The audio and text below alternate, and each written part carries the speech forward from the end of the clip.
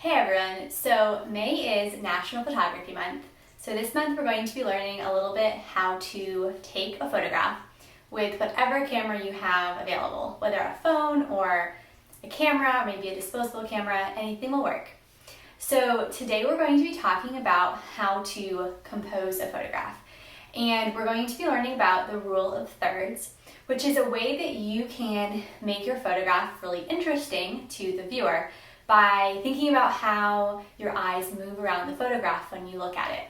So what we're going to do is I'm going to show you all some photographs that I have taken with my cell phone, and then I'm going to show you how the rule of thirds was used to make them interesting in a compositional way. So I'm going to stop talking and we're just going to jump into looking at some photographs, and I'll be explaining a little bit about the process and the rule of thirds and how you all can use it to take photographs of people or photographs of objects or photographs of nature or plants or literally anything you want. So let's get started.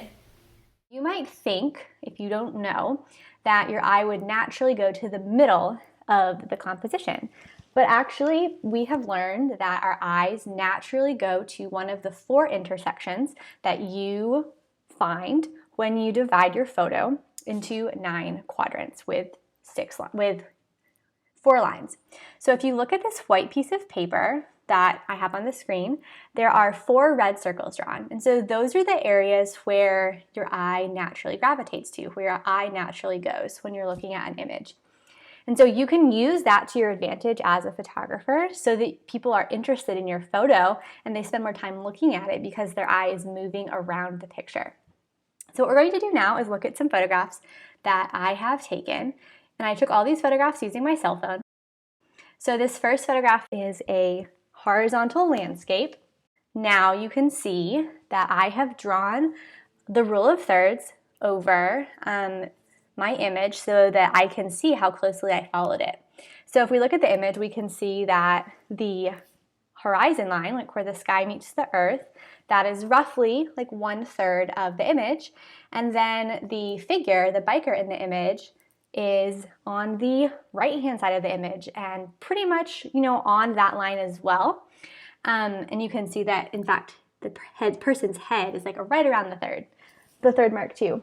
This is a vertical landscape, so you can see how it can be applied to vertical landscapes as well. And if you look at it, you can see that where the road really curves, that is around 1/3 of the composition. And then the top of the road is a little bit below 1/3 from the top of the image too. So it's not exact, like I said. And then here's another vertical landscape. And if you look at the lines, you'll see that the water takes up 2/3 of the composition and the sky takes up 1/3. Okay, so now we are going to move away from landscapes, because while this is a great way to think about photographing landscapes, you can also use it for other things too. So in this photograph, I'm holding a flower. And if you look at it, in fact, you'll see that the horizon line, where the earth meets the sky, that's about halfway down the page.